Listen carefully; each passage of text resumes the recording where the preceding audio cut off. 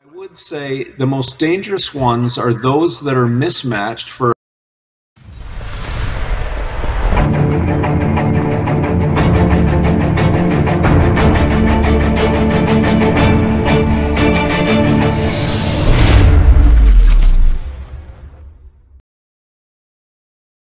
Hello, dear Stuart. morning.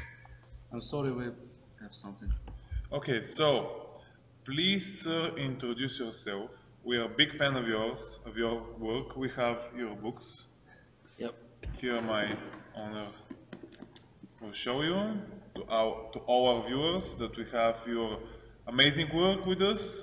And please introduce yourself. Who are you and what are you most sought for? What do people need to know about you?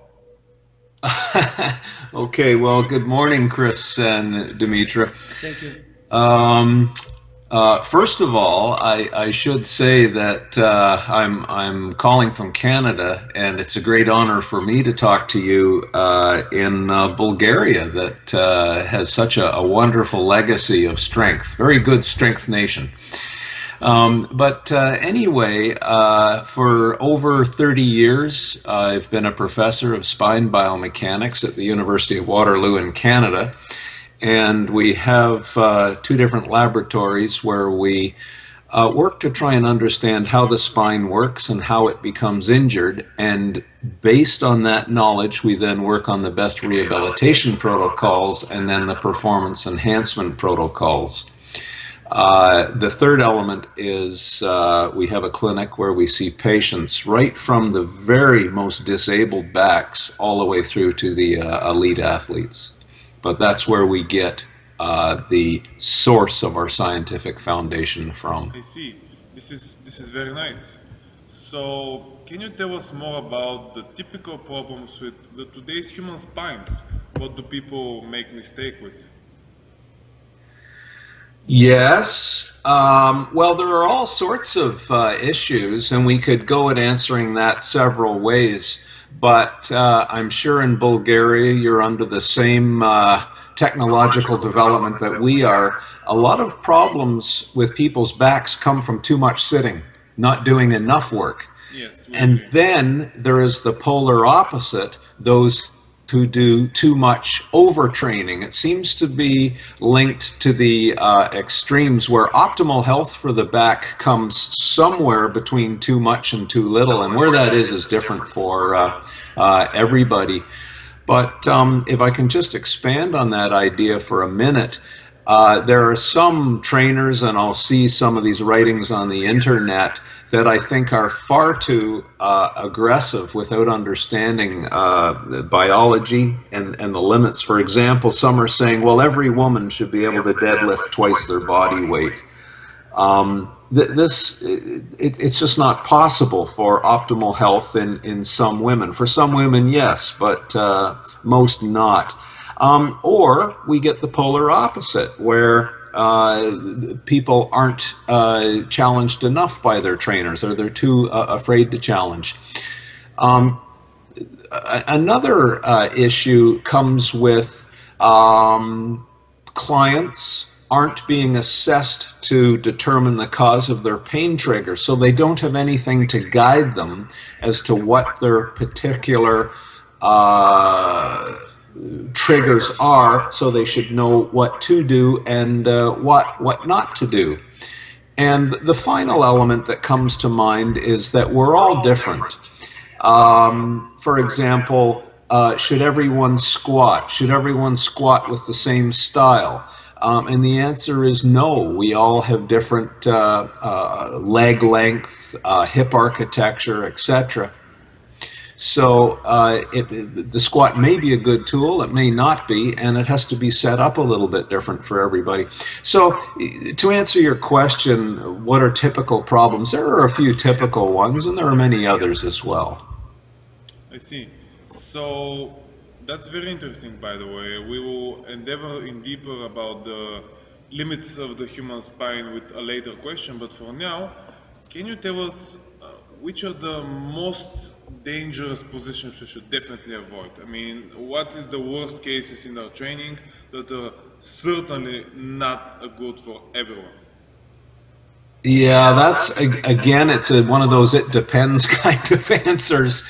How about if we just leave it like this for now? I don't know if there are really dangerous exercises or postures that are universal. It depends, and we'll get into that, I'm sure, with more discussion. But I would say the most dangerous ones are those that are mismatched for a particular individual, for their particular injury history, for their particular anatomy, for their particular fitness training goals, using poor form and whatnot. But we'll get into some of the specifics, I'm sure, later on here. What about sit-ups? What do you think about them, crunches and sit-ups? Okay, well, yeah, that's I get asked that a lot. Well, look, it depends. And it depends, let's start with an anatomical foundation. Yes. If we take a slender rod and we bend it back and forth, there's no problem. A thin branch will bend back and forth. But if we take a thick branch and we bend it to the same level, it will break right away. So you see, the stress in a tube or a structure depends on its thickness. Well, as it turns out, people with thin, slender spines can do sit-ups with not much of an issue. They can bend them back and forth over and over again. But if you take a thick-boned man or woman, you'll find that the stresses in their spine are much larger, and they actually develop pain and pathology from sit-ups sooner than the thin, slender spine. And yet, the thin, slender spine will never lift heavy loads. They will be broken. So do you see, we've got two different types of architectures there. One is suited for spine bending and the other isn't. But you can't have it both ways. So are the people with slender spines able to tolerate sit-ups and crunches forever, or is it just a much more prolonged lifespan? Well, they can survive doing sit-ups for a longer period of time than a thick. You'll actually break a thicker, stronger spine sooner with sit-ups than a much weaker, slender, bendable spine, like someone who practices yoga. Eventually, all spines get pretty much not very healthy from a lot of sit-ups and years of bending. Well, this is true. Yes, they will. Look, a sit-up. Let me ask, why is someone doing sit-ups? And if they can tell me, well, we're trying to increase the hip power. All right, I would say, well, I have better exercises for enhancing your hip power.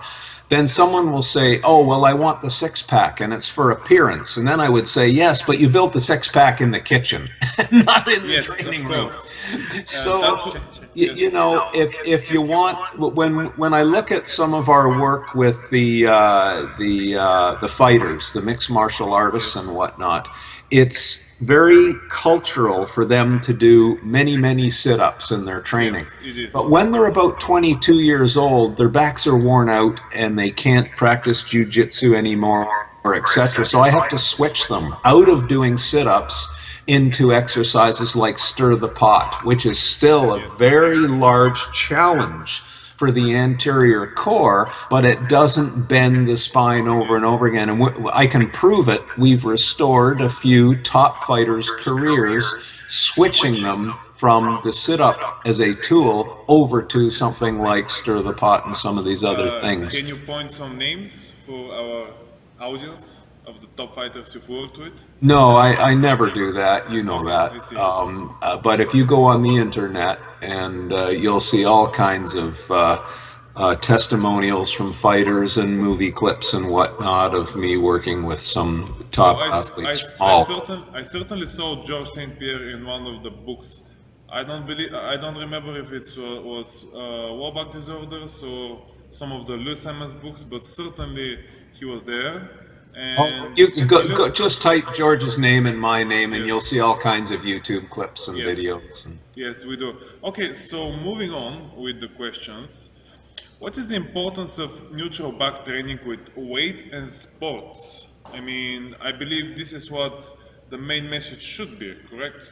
To have the... Well, yes and no. There are some sports that require a non-neutral spine. So could I give 3 levels of performance and risk here? If someone is going to lift a very heavy weight. There's no argument a neutral spine is better than one that is deviated. That's the safest. But let's take a sport like strongman, where someone has to pick up a large atlas stone. They hook and curl their body over the stone and compress into the stone. They use their pecs as hands, their hands as hands, and their thighs as hands. So second best is if you're non-neutral, like flexed around an atlas stone, then lift with the hips and compress into the stone, but don't move your back. So second best is if you're non-neutral, lock it and don't move it. Yes, so it means that even if in the worst case scenario the spine will be bent, it should not move from that predetermined position that you've started with during the lift, correct? Absolutely correct. Now the worst and the way to probably injure your back with the greatest ease would be to put a high load down the back and then move it. So those are the three levels of risk and technique. But then if we go to the other end of the discussion, let's take a golfer or a thrower, for example, where they need spine mobility. You'll notice that they can't train with heavy load. You can either have a lot of mobility in your back or strength and the ability to bear a load. You can't have it both ways. So one toughens the disc. So when you look at power lifters and weightlifters and whatnot, they tend to have a stiffer, thicker torso, whereas someone who has a lot of mobility would not be, their discs actually become conditioned to have mobility. The collagen becomes looser in the discs. So it is possible to condition one's spine for the demands of having to move during sports, correct? Well, yes, it is, but now you have to be careful. The more the movement demand, you're going to have to give up some of the load-bearing ability. The more the load-bearing ability, you're going to have to give up some of the movement demand. There's a trade-off here, and you can't have it both ways. So once you get some sport or activity which involves both heavy movement and heavy mobility, you get heavy injury rate, correct? Absolutely. Bingo. Okay, so I see why NFL linebackers can get injured with improper positions, or wrestlers. They have to be careful too, because you're wrestling with an object, not just with a small ball. So absolutely correct. With those kinds of sports, it would be logical to emphasize more on the strength component rather than mobility component, because strength component is going to be non-negotiable, meaning you still have an opponent, no matter how much you like it or not. So if you're going to continue to fight, it's better to emphasize more on the strength portion and maybe sacrifice some of the mobility portion, but at the end of the day you end up being well and still fight on, correct? Well, I think I would agree with you, Dimitri, but I would have to say that you don't neglect the mobility in the joints that are built for mobility, which are the ball and sockets, the shoulders and the hips and whatnot. So the great athletes, when you look at the ground fighters, and again, I'm not talking through my hat here. I've worked with quite a few who are at the top of the game. And a good, mobile, strong, powerful hip will beat any other joint in the body. So the great ones know how to use the mobility in their ball and socket joints, their shoulders and hips, and have a much stiffer core. I don't know if you want to talk about core stability, or we'll talk about that later, maybe. Yes, we will. Okay. So, I was going to ask if you had worked with famous pro athletes, but you already, obviously, we talked about this. So let's move on. Well, is there some basic guidelines athletes should be wary of during field play? But I believe we already suggested this. Maybe let's talk about spine and core stiffness during the play itself. Should an athlete be wary of how he keeps his core strength and stiffness, or should that be only a natural product of his principal level of training and core fitness, so to speak? Yeah, well, the answer is it depends on the athlete. Some do it naturally, some need coaching. So, may I give you 4 principles of spine stability and why it's linked to injury and performance? Yes, it's great. Okay. The first one is, I should have had a model here of a spine, but I don't. But if you can imagine a curving spine, if we could load that in compression, it would bend and buckle and collapse very quickly. So the first principle is the muscles act like guy wires on the spine, stiffening it, allowing it to bear very high load. So most of the time, your brain figures it out. It knows how to build the pattern of coordinated muscle activity to allow your spine to bear load. But the closer you get to the breaking limit, the wiser your motor control system has to become. What do you mean by breaking limit? You mean getting tired? No, I mean by if we keep loading your spine, eventually it's going to collapse. About load. Okay, I get it. Yes. Yeah. So first, the principle is you need to build this wise coordinated guy wire system of muscles that allows your spine to bear heavy load. And we can talk about the strategies to do that if you like. But the second principle is this. This is the secret of fast, powerful athletics. Yes. Proximal stiffness gives distal mobility. Let me give you an example. Can you see my shoulder? Yes. Well, here? Yes. Okay, consider my pec major muscle. It's a uniarticular muscle crossing the shoulder joint. Yes. So when the pec major contracts distally to the ball and socket, it flexes my arm around. Yes. But proximally, it bends my rib cage. So if I was going to push you with just that muscle, I would create arm flexion, but I would also create a collapse like this. So that's not a very effective push. Now I'm going to create proximal stiffness in my core. If I lock down my core, 100% of that muscle activity is now into the distal athleticism to create power and speed. So this works in shoulders, it works in hips. If I was going to run quickly, the more core stiffness I have, the faster the explosion of the hip power into leg velocity. So you run faster, you change direction faster, you throw harder. And again, I think I'm the only guy in the world who's measured this. You take some fighters, I measure how hard they punch. You can measure the guys with the great big arms and whatnot, and then I measure them hitting the bag. And then you get someone with beautiful core stiffness, and the impact into the bag is much higher. So I can prove this over and over and over again. The fastest, strongest have stiffer cores and more mobile hips and more explosive power transmission across the ball and socket joints, but the core transmits the power from the hips to the shoulders, etc. But every time your spine bends under load, you're losing effectiveness. So basically, onto the contrast of the muscles, the stiffer your core is, the better base for actually getting all your other muscles to work with. So basically, the stronger your core, the better the base will be from which your muscles can produce and transfer force, correct? That's probably a nice way to put it. It's a better base.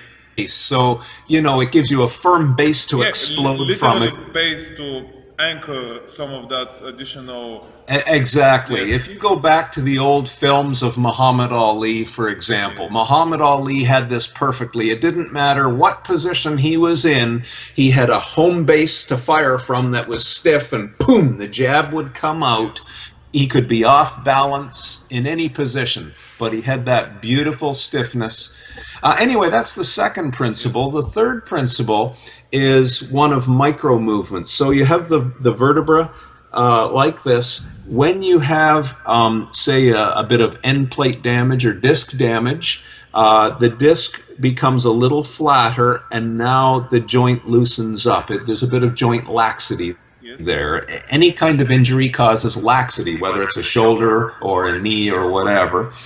The core musculature then contracts to create a stiffening girdle. And there are several tests to measure this with, and you can teach a person how to create the right amount of core stiffness to engineer out the micro movements. For example, if I was to stand here and then just give a little bump like that, I could let my core release, do the bump, and then experience the pain. But then I could then contract the muscles in different levels and in different ways to find the level of core stiffness that engineers out the micro movements, locks it, and takes the athlete's pain away. So we can take unstable, painful backs and converge on the right amount of core stiffness and the muscular strategy to do that, to make them injury resilient. And we do that in all sorts of court players like tennis or basketball, through to fighters, through to lifters, just about every type of athleticism. Anyway, that's the third element to core stability. And the fourth element is armor. In order to receive blows and collision forces, you might have a rugby player, you might have a fighter, you might have someone who's just simply slipping and falling. The core is then very much playing a role of building armor to protect the vital components of the body. But anyway, there's four different elements of why core stability enhances athleticism and reduces the risk of injury. About the third element, something interesting I caught about what you say. It seems that there is more than one correct way to actually stiffen the core, meaning there are like shades of gray in terms of how to exactly properly keep the stiffness. Does this change with the demands, or does it change only with athletes, or it's different for every situation in athlete?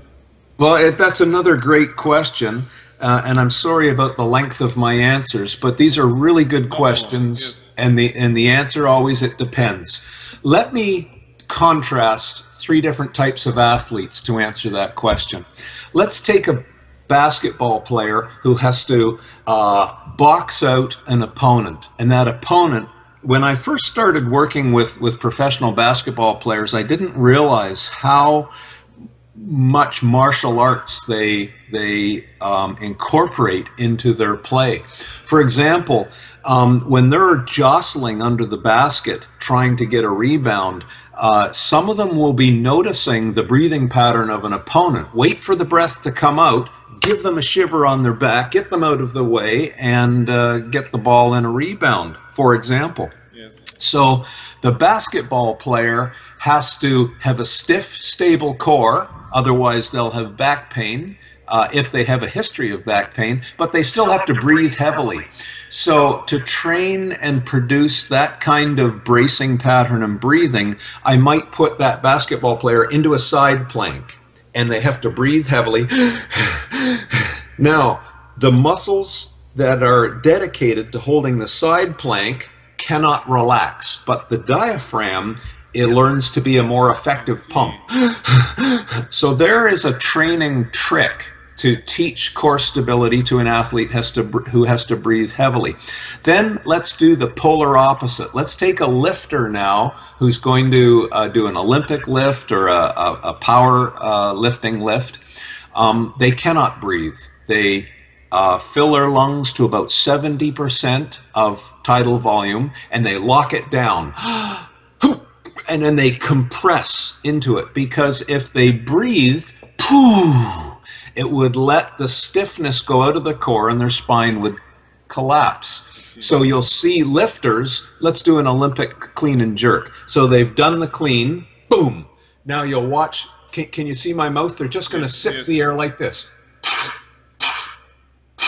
And they will never actually breathe, because there's so much load down their back. If they lose that stiffness, they're in trouble again. So sprinters, by the way, there are some sprinters who don't breathe. They just lock down to about 70%. They fire out of the blocks, and then maybe around 50 meters or 60 meters, they'll do a little sip of the air, and then keep going. Because if they actually breathed, their core would leak energy, and then they would lose hip power. The third kind of athlete here would be someone, say, I guess like a tennis player, and you'll hear them grunt when they serve the tennis ball. So it's, they throw the ball up and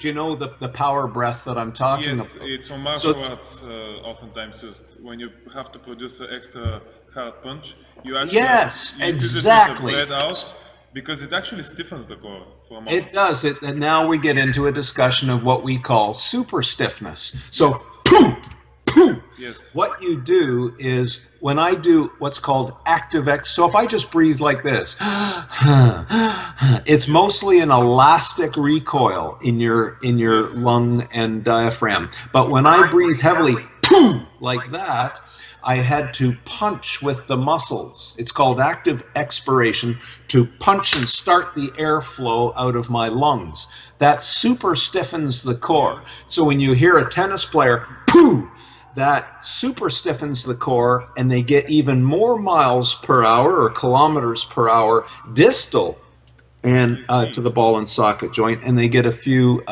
more speed on the tennis racket. And you'll see fighters do exactly the same thing. It's actually part of every good fighter's basic repertoire. Pardon? It's part of every good fighter's technique.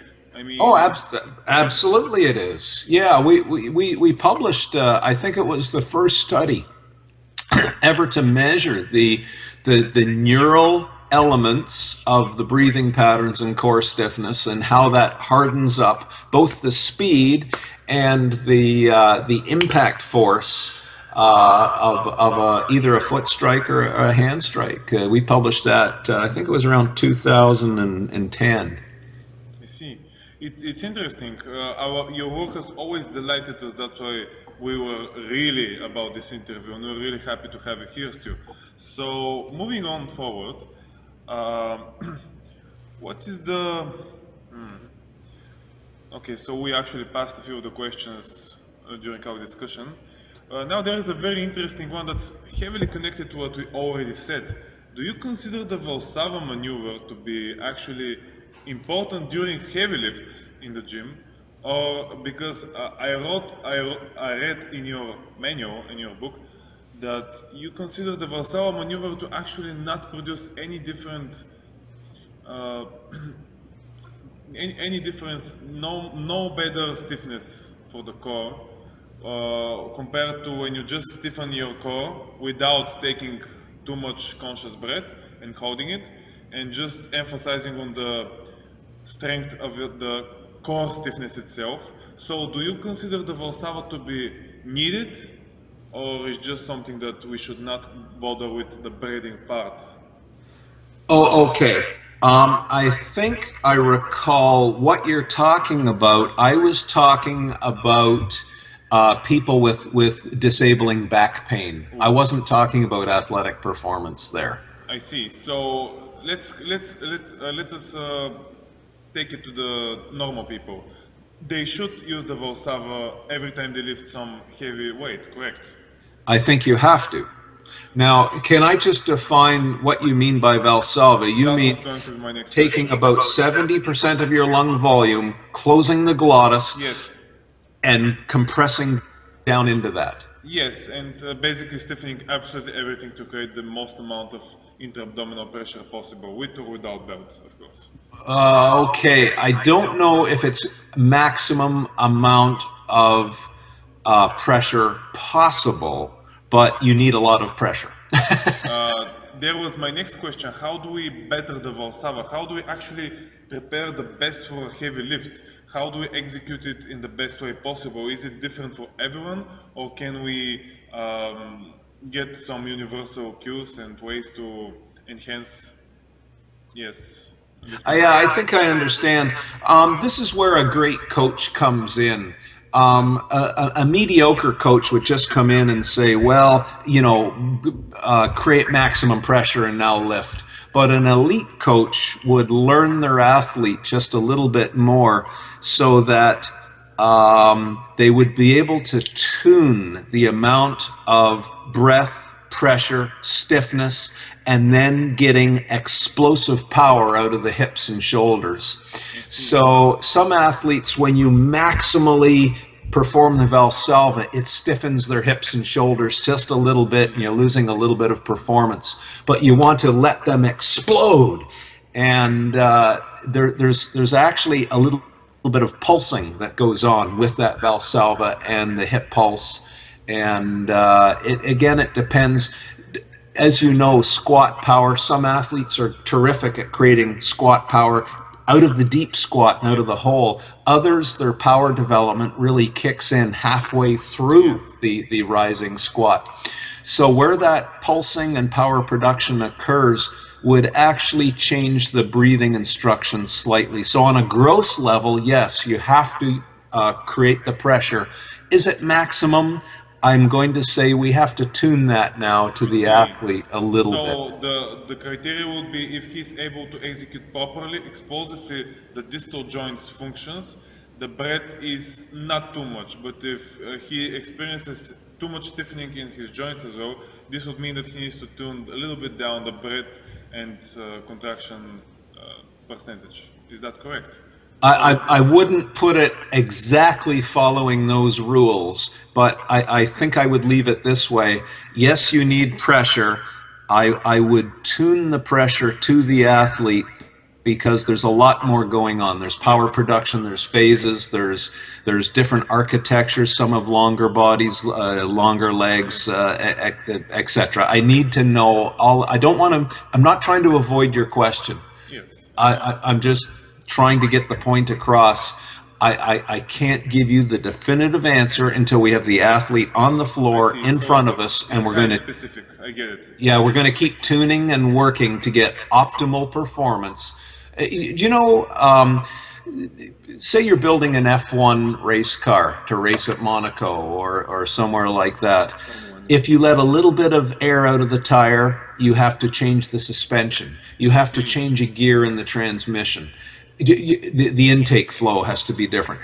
When you tune a body, it's exactly the same way. Little tweaks here will affect something else somewhere else. So if I change the breath, I may have to change the starting posture or the pulse pattern or stiffness or compliance or mobility or something. I might have to tweak a width of the foot setup, so I'm not getting as much drive. If they have a big belly, I can use their belly compression into their thighs for the beginning of the pull. Yes, you know, there's all kinds of little tweaks and anyway, I'm not trying to avoid the question.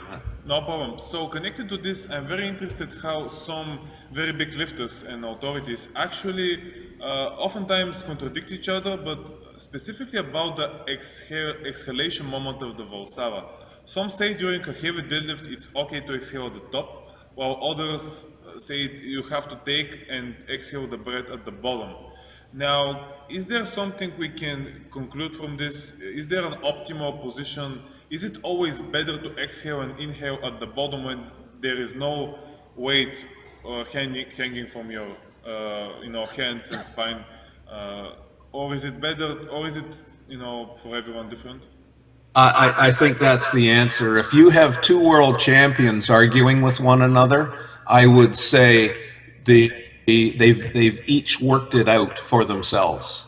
But typically, isn't it more harmful to exhale a Valsalva maneuver at the top of a deadlift in terms of spinal safety? Because you can't let air out if you're under heavy load. You've got to sip the air. So the lifter may complete the end of the pull and then just do tiny sips of the air.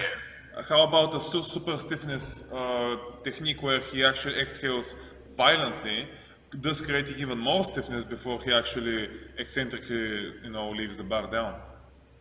No. No, that would be way too much of a risk. I see. So after the moment of the super stiffness, there comes the super relaxation moment, correct? Or am I wrong here? Say that again? After the super stiffness moment, does there come a relaxed moment for the core musculature? Yes, there will, but the power lifter athlete is not a pulsar. They're a slow puller.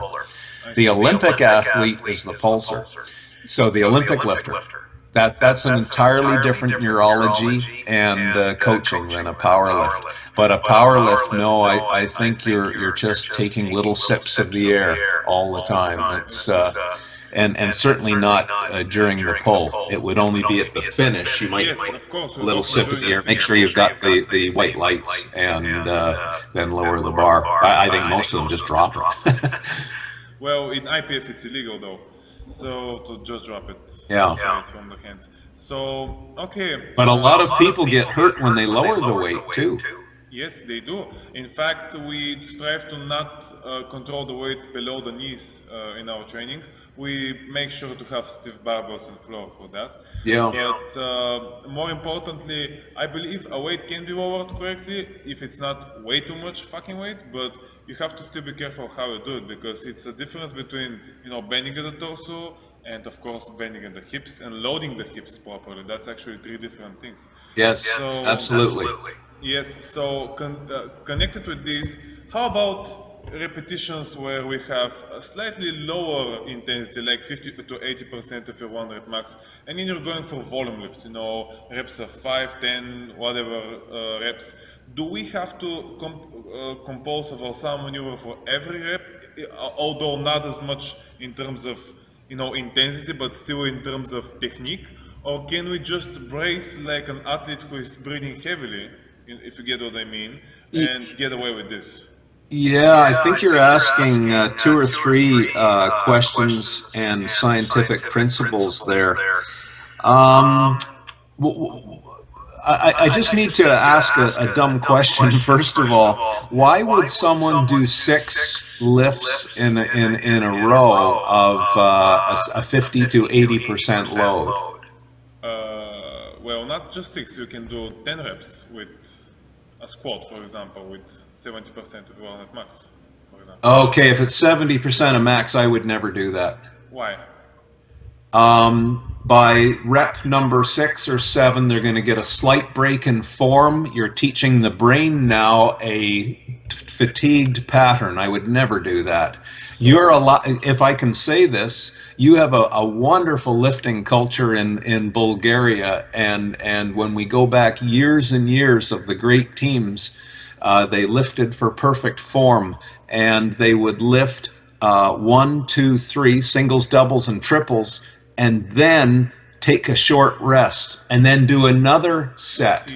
So they would have very many sets, but much fewer reps. If you're going into more reps, like 10 reps of a lift, you're allowing American pollution to come into the beautiful Bulgarian system.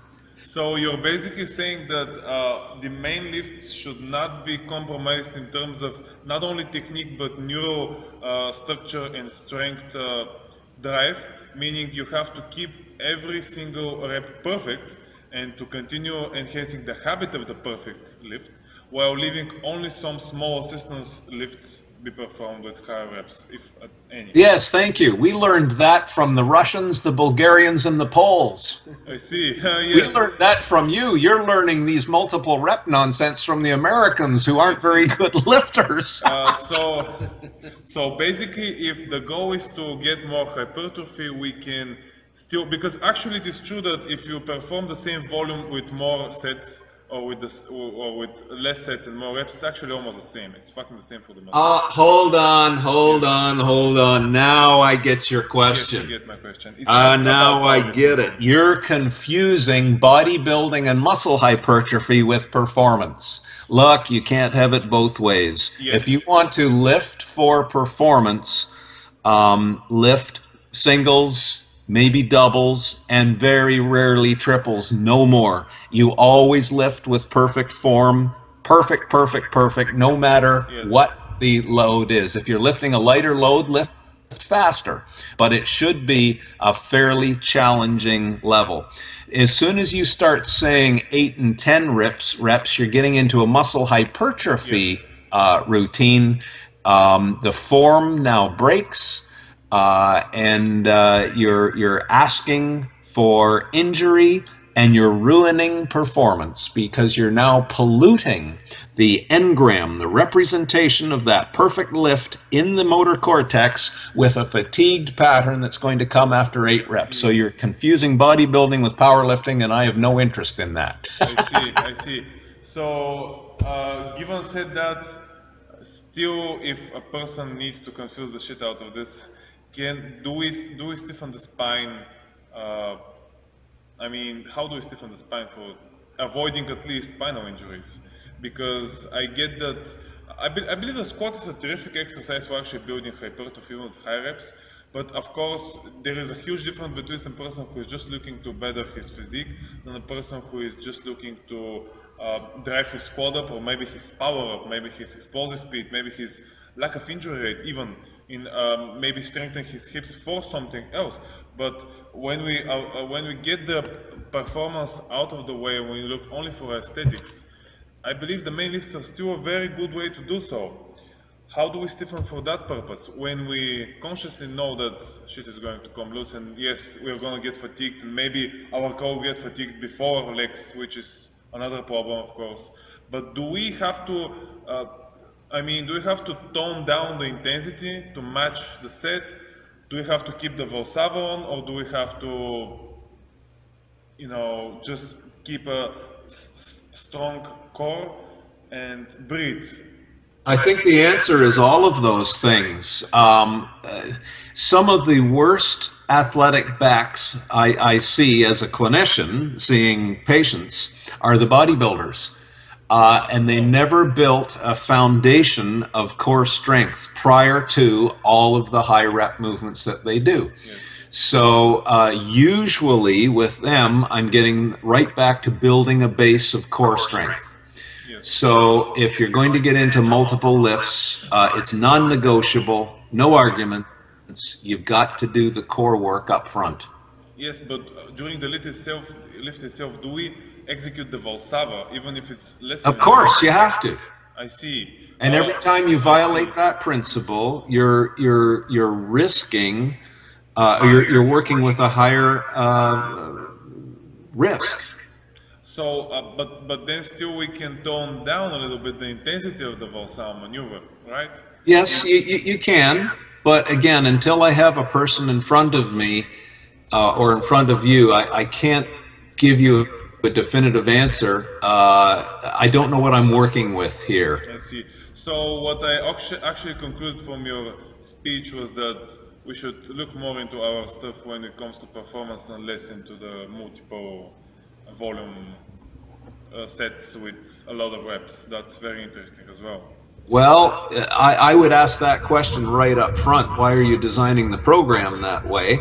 Yes. And if I have someone who already has back pain, I have to figure out the cause and get rid of that. And if it's multiple reps and they're breaking into poor form, then they can't do that anymore. Yes, can't we just get the person re-engineer his level of core stability, meaning higher his ability to hold core stiffness, better his technique in terms of neural activation and habit, most importantly habit of core spine.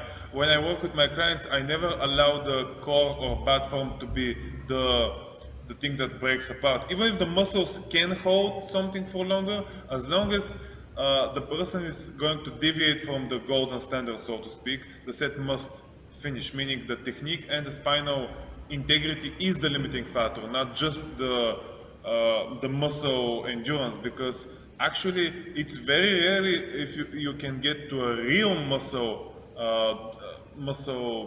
failure set with a squat, because how about if your back fails first? How about if you tweak your hands? How about if your knees come in? So it's always, it's not really an optimal set by itself. It's always the total volume of the sets that creates a multiple effect. So I think you said that better than I did. I would agree with what you said. So if you work that way and you never compromise technique, even though you might not be absolutely exhausted from the single set, is that an acceptable way to train, or do you still consider multiple reps per set could be dangerous for a person? What you said a few minutes ago, if you're allowing the criteria to stop the exercise being a break in form, Yes. then fair enough. I'll go with that. I see. Yes, actually, I learned this from you, because for my logic, when I was teaching myself to be a coach, I knew that you have two choices. You have to either get it well, or have to, go easily and end up with some injuries just because you wish to be super hardcore, just you wish to get one more rep, which might cause your health. So I had to learn what was the permissible ways you can squat, and if the knees come in, well, it's gonna.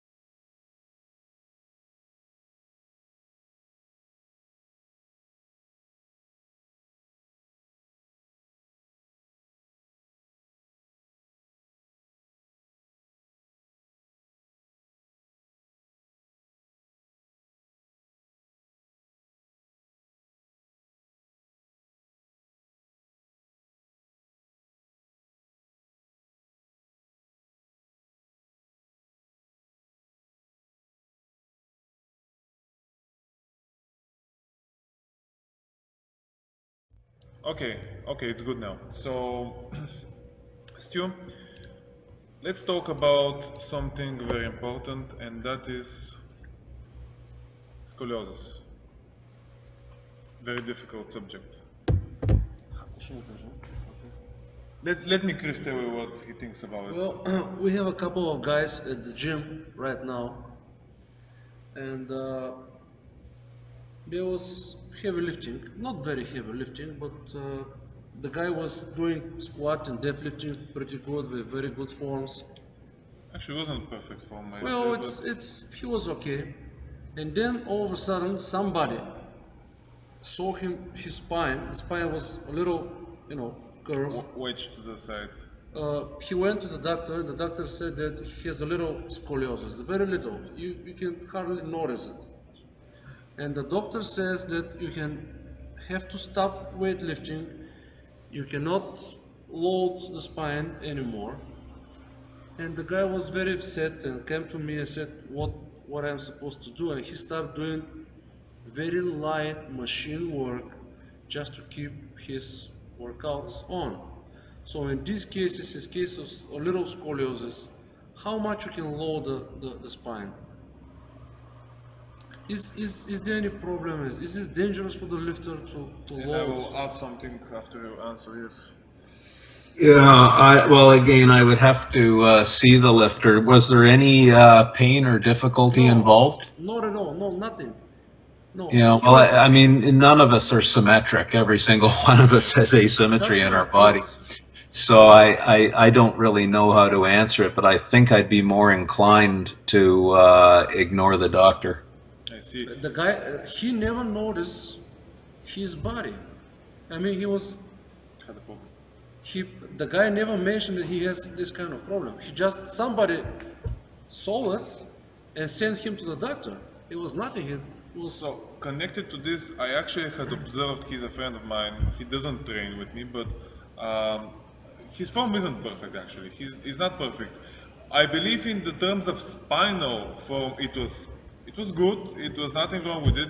Only his maybe from time to time his knees were coming a little bit inside, but that shouldn't cause too much of a spinal side traction, I believe.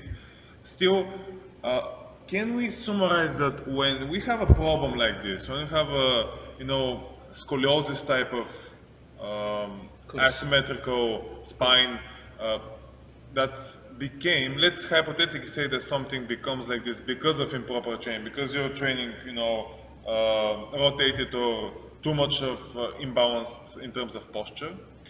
Can we say that we can abide by the rule of the perfect form and the habit, the neural habit that the body has to actually rebuild a new pattern, to actually create a new pattern and get on with no more than 80%, I believe, from his best, but now emphasize on the proper form and actually reteach the body how to actually get everything correctly and this way heal scoliosis? Can such things be done, or do we have to go to exercises that are specially designed to corrective exercises to correct the body? Well, I can't answer the question on this specific example because I haven't seen him. If I could see him, I would do an evaluation and I would see the patterns. But Dimitri, the scoliosis, there's this term called what's it called? Idiopathic scoliosis. But this is not very real. Scoliosis occurs for a reason. For example, I'll just give you one. Someone's heart might be a little bit displaced on one side, and now the rib cage, so if I ask them to put their hands overhead and breathe inwards like this, you will feel if the heart is on this side, this rib cage expands open and this one does not. So there's a reason for their scoliosis, and that there's an anatomical asymmetry there accounting for it. So that's just one example. You will never change that with corrective exercise. That's just the way the anatomy is. However, you could do exercises by holding down this rib cage, putting this arm overhead and pulling air into this side to expand the deficit rib cage, for example, to take some of the scoliotic stresses out. So there's just an example, and that's called a Stroth exercise. So the very best source, in my opinion, for scoliosis corrective exercises are by Gabriela Schroth, S-C-H-R-O-T-H. It's a German resource, and the definitive, in my opinion, for scoliosis correctives. Now, having said that, you brought up a couple of other points. The asymmetry will almost always set a load limit that's lower than if the symmetry was there. So we have to recognize that. But if the fella had no pain or real pathology, I probably wouldn't worry about that so much, except be sure to know what the goals are. But then you said something else that was kind of interesting. Can you establish a motor pattern at 80% of load and hope it survives at other different levels of load? We did an experiment on a group of firefighters where we trained them. We measured their ability to move doing, I don't know if you know what the FMS is, but we measured their ability and scores on the FMS, and then we measured them doing other lifts like a squat, a lunge, a push, and a pull. Then we had them do firefighting tasks. Then we changed the training loads. We increased them in terms of load magnitude, and we increased the speed of the training as well. And interestingly enough, 70% of the time when we added load and speed, their form on the exercise decreased. They had poorer form. 30% of the fellas got better when we added speed and load. So this idea that just because someone is moving poorly, don't add more load. Yes, that's true, and what we would say, it's true maybe 70% of the time, but other times adding load to a person is the corrective. I see, that's interesting. Yes, so like if I can just finish off that idea, you have to, I don't know the answer, you see, you have to play with your client or your patient and see what their reaction is. And you all know athletes who, they don't move very well 24 hours a day, but for that 1 hour that they're training with you, they move very well. So you see that in other people too. So there's no universal answer here. You have to observe, measure, and make your own conclusion for that individual. So if you actually get a person whose goal is to fix the scoliosis, so some other similar issue, you might actually go with different strategies, play out different scenarios, but you could then find out, even if it's going to take more, not less, but you could find that which actually puts him back into symmetrical and pain-free scenario, and that would be the perfect module for the person to train with, correct? It could very well be, yeah. There are plenty of athletes who will tell you it's the heavy loads that keeps them out of pain. Yes, Chris is like this. Okay, so any more questions? No, that's all right. Okay, so Stu, thank you very much. I believe I had one more question, but I cannot get it on my mind right now. It's outside of what was connected. So, given said all this, what do you recommend for every person to watch? Read my books. Okay. Actually, you have to talk. Please talk us more about your books. Now is the time. Well, I just wrote a book for the lay public, if I can show it and plug it a little bit. It's called Back Mechanic, the step-by-step McGill method to fix back pain. I wrote it for the lay public, who I've only ever written for trainers and coaches and clinicians before, so it was a difficult book to write. But it guides the back pained person through a self-assessment of their specific pain triggers. And then based on their pain triggers, it might be a certain motion, it might be a certain posture, it might be a certain load. We then show them what to stop doing in their life. So don't tie your shoe that way, that causes pain. Consider this particular way of tying your shoe, or getting on and off the toilet, or getting dressed, and that kind of thing.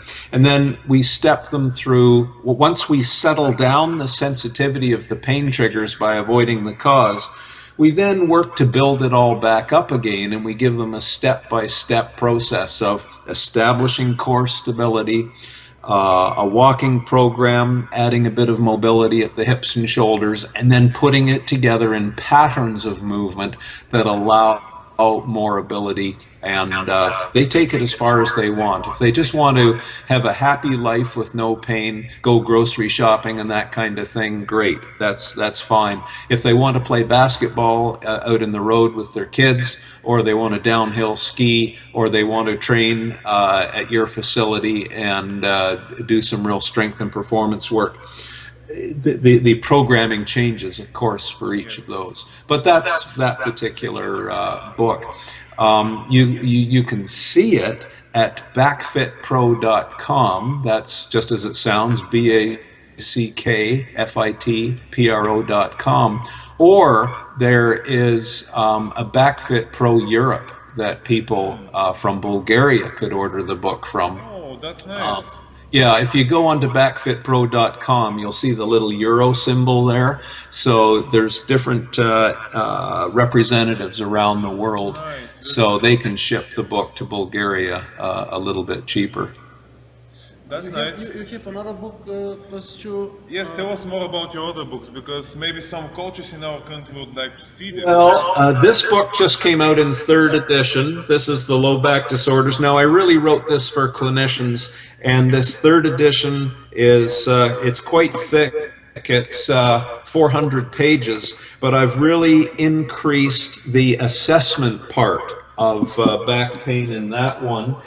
And of course, you know, this one, Ultimate Back Fitness. This is the one for trainers and coaches who are trying to enhance performance in a systematic way, which is build core fitness, a little bit of shoulder mobility, then and hip mobility. Then you build endurance so that the athlete can repeat perfect form over and over again. Now you start building more strength and more power.